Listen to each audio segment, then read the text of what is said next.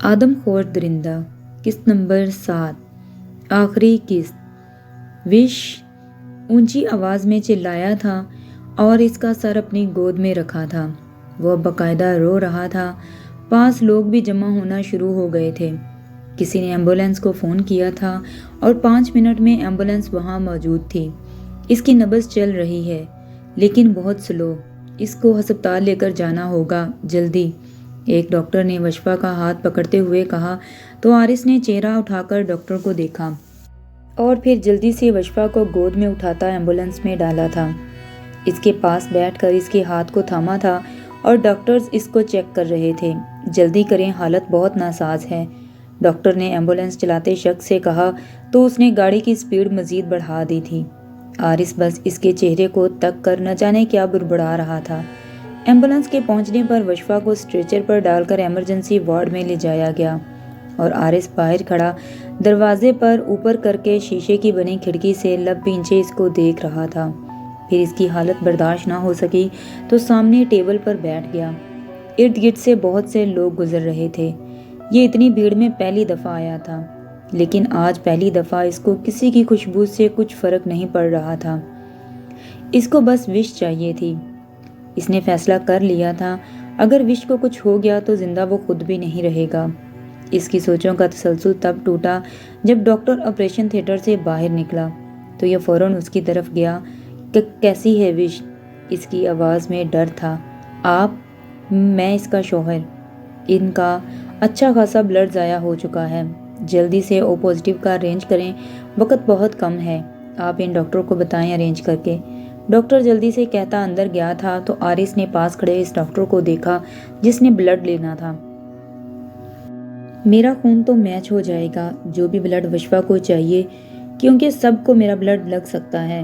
یہ سوچتے ہوئے ڈاکٹر کی طرف پلٹا تھا۔ میرا بلڈ لے لیں، میرا سیم ہے۔ عارض بیڈ پر لیٹا تو ڈاکٹر نے جلدی سے اس کو بلڈ لینے کے لیے بوتل لگا دی۔ جیسے جیسے بلڈ بوتل میں جا رہا تھا ڈاکٹر کی آنکھیں ویسے ویسے کھل رہی تھیں۔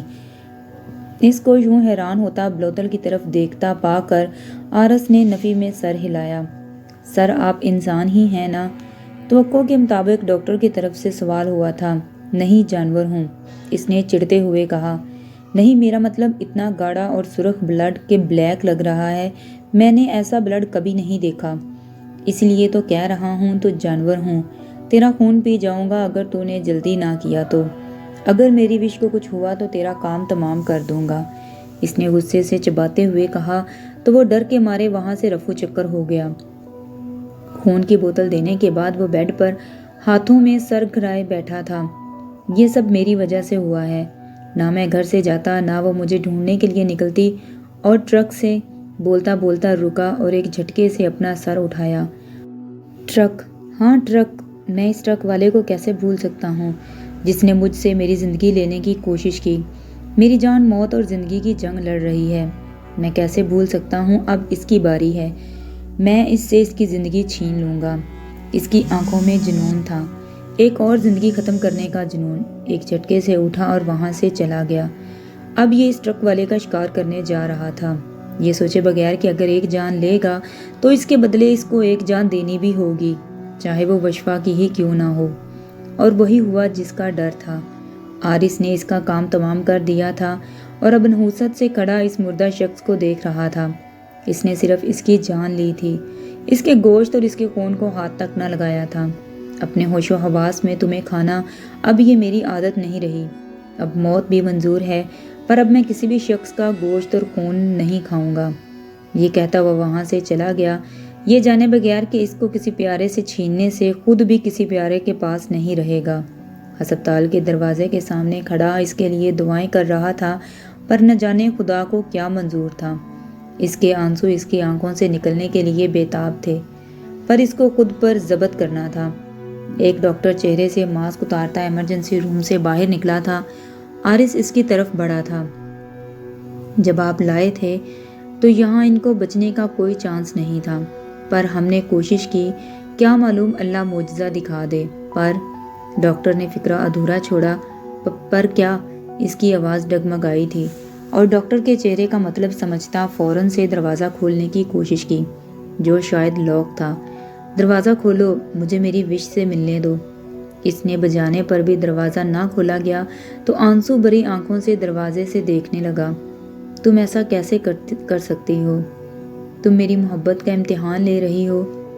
1 سال بعد اس کو اس گھر میں موجود 1 سال ہو چکا تھا جہاں یہ وشوا کے ساتھ آیا تھا اور کھڑکی کے پاس کھڑا باہر دیکھ رہا تھا، لیکن باہر کی کوئی چیز اس کی سوچ کا مرکز نہیں تھی۔ کچھ تلخ سوچوں نے اس کے دماغ کو گھیرا ہوا تھا۔ آج 1 سال ہو گیا تھا اس چیرنے والی تلخ واقعے کو۔ کھڑکی کے پاس کھڑا شروع سے لے کر سوچ رہا تھا۔ وشوا سے ملاقات اور اس کی سوچ اس جگہ اس منظر پر رکی تھی جہاں وشوا بے بس مشینوں میں جکڑی تھی۔ اپنی سوچ کو وہاں تک آتے ہی اس کا ضبط جواب دے گیا تھا اور سوچ بھی نفی کر رہی تھی۔ اپنی آنکھوں کو صاف کر کے پلٹا تھا اور بیڈ پر اس دنیا جہاں سے بیگانہ پڑے وجود کو دیکھا تھا۔ چھوٹے چھوٹے قدم لیتا اس کے پاس گیا اور اس کی پیشانی کو چوما۔ اب اس کا رخ کچن کی طرف تھا جہاں آج اس نے بریانی بنائی تھی۔ 1 سال میں بہت کچھ بدلا تھا۔ آرس کو اب نہ تو گوشت کی طلب ہوتی اور نہ ہی خون کی۔ اب یہ انسانی کھانوں پر لگ گیا تھا۔ مہینے میں 1 آدھ بار دل کرتا پر وشوا کے لیے اپنی خواہش کو دبا جاتا۔ بریانی کی بہت کمال خوشبو آ رہی تھی کہ کچن کے دروازے پر کھڑے وجود کی خوشبو اس بریانی کی خوشبو سے زیادہ تھی۔ آرس کے لب مسکرائے تھے۔ آنے والے وجود نے اس کو ڈرایا تھا، لیکن آرس نہ ڈرا تھا اور پلٹ کر مسکرا کر اس کو دیکھنے لگا۔ تم کبھی ڈر بھی جایا کرو، اس نے اس کے سینے پر مکہ مارتے ہوئے مصنوعی خفگی سے کہا۔ اچھا، تم نے ڈرایا تھا مجھے؟ اس نے مزید شرارت کی تو اس نے گھورا۔ ہائے کیا خوشبو ہے آرس! ہاں نا، بہت اچھی خوشبو ہے، اس نے اس کو جیکٹ سے پکڑ کر کھینچتے ہوئے کہا تو اس نے دوبارہ گھورا۔ میں بریانی کی بات کر رہی ہوں۔ تو میں بھی اس وش نامی بریانی کی ہی بات کر رہا ہوں۔ اس کی بات پر وہ کھلکھلا کر ہنسی تھی۔ بن گئی ہے تو کھاتے ہیں نا، اس نے اپنے ہونٹوں پر زبان پھیرتے ہوئے کہا۔ پہلے بریانی کا ٹیکس، اس نے ذومانی انداز میں کہا تو اس کی بات کا مطلب سمجھتی اس نے ایک مکہ اور اس کے کندھے پر جڑا تھا۔ آرس نے کہکا لگایا۔ ابھی نہیں بنی جانو، اس نے اس کے گال کھینچتے ہوئے کہا۔ آرس، تمہیں یاد ہے؟ نہیں، اس نے آنکھ دباتے شرارت سے کہا۔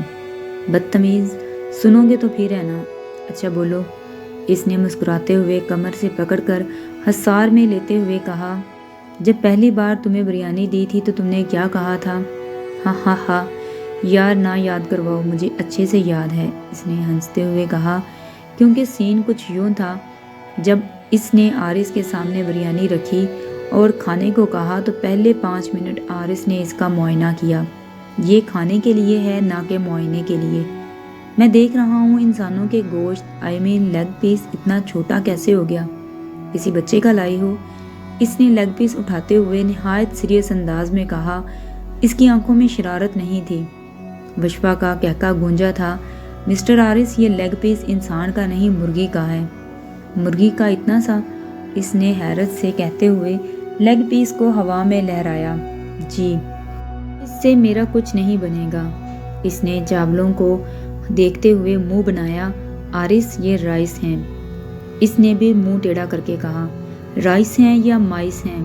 تم کچھ یمی سا لاؤ یار، کسی انسان کا بازو لے آؤ یا سینہ ٹانگ وغیرہ کچھ بھی، اس نے دونوں پاؤں اوپر کرتے ہوئے کہا تو وشوا نے گھورا تھا اور آرس نے دانت دکھائے تھے۔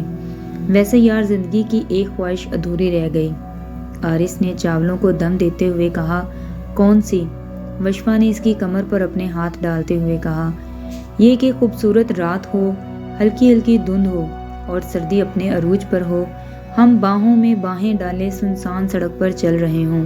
یہ کہہ کر آرس نے وشوا کے چہرے کی طرف دیکھا جو مکمل ماحول میں گم تھی۔ اس نے اس کے ہاتھ اپنے کمر سے ہٹائے اور تھوڑا پیچھے ہوا اور خوبصورت موسم ہوا رومانٹک بنائے۔ پھر ایک شخص بائک پر پاس سے گزرے اور اس کی بائک 80 کی سپیڈ سے زیادہ نہ ہو۔ تم پاس پڑا ڈنڈا؟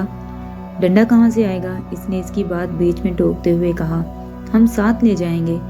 اچھا، پھر وہ ڈنڈا تم اس شخص کو مارو، وہ نیچے گر جائے اور پھر دونوں ٹھنڈی سڑک پر بیٹھ کر اس کے گوشت سے لطف اندوز ہوں۔ یمین، یہی خواہش تو میری ہے، کہ میری بیگم میرے ساتھ انسان کا گوشت کھائے۔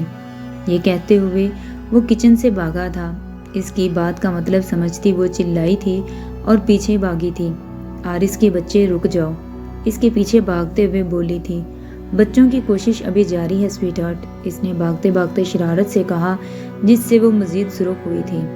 تھک ہار کر دونوں کھڑے ہو گئے، پھر ایک دوسرے کو دیکھ کر ہنسنے لگے اور پھر آرس ہنستا ہوا اس کے پاس آیا اور اس کو کس کے گلے سے لگا لیا۔ میری زندگی ہو تم، اس نے اس کے سر پر کس کرتے ہوئے کہا، اور تم میرے آخرت، اس نے چہرہ اٹھا کر شرارت سے کہا تو وہ ہنستا ہوا اس کو پھر سے گلے لگا گیا۔ وہ بھیانک رات جب میرے سامنے گردش کرتی ہے تو میرا دل ڈوبتا ہے۔ اگر تم مجھ سے ہمیشہ کے لیے جدا ہو جاتی تو، اس تو کے آگے سوچنا بھی قیامت تھا۔ اس کی بات پر اس نے اس کو خود سے الگ کیا تھا اور دوسری طرف منہ کر لیا۔ آرس یہ کہتے ساتھ دوبارہ اس کے گلے لگ گئی۔ تم جانتی ہو مجھے یہ ٹاپک نہیں پسند، مت کیا کرو اس پر بات، اس نے اس کے بالوں میں انگلیاں پھیرتے ہوئے کہا۔ مجھے بھی نہیں پسند، پر وہ زندگی کا ایک حصہ ہے۔ نہ جانے کن کی دعائیں رنگ لائی تھیں، یا شاید میرا عشق تھا یا تمہاری محبت، اس نے آرس کا چہرہ تھامتے ہوئے کہا تو اس نے اس کے دونوں ہاتھوں پر بوسہ دیا۔ وہ خدا کا معجزہ تھا۔ بس اب دوبارہ اس قصے کو مت دہراؤ، یہ کہتے ہوئے اس کے ساتھ کچھ بولنے سے پہلے ہی اس کے لفظوں کو اس نے قید کر لیا تھا، اور اس کو بھی یہی چاہیے تھا، ایک خوبصورت سا ہم سفر جو اس سے بے انتہا محبت کرے، اور تو اور ایک خوبصورت لڑکی کی خواہش ہوتی بھی کیا ہے۔ اللہ تو بہت رحیم ہے، نہ جانے ہماری کون سی چھوٹی سی نیکی کے بدلے میں ہمیں اتنا اجر دے دیتا ہے۔ ختم شد۔ جی تو دوستو، کمنٹ سیکشن میں مجھے ضرور بتائیں کہ آپ کو کہانی کیسی لگی اور آگے آپ کس طرح کی کہانی سننا چاہتے ہیں۔ میری ویڈیو کو لائک کریں، چینل کو سبسکرائب کریں اور دعاؤں میں مجھے یاد رکھیں، اپنا بہت سا خیال رکھیں۔ اللہ حافظ۔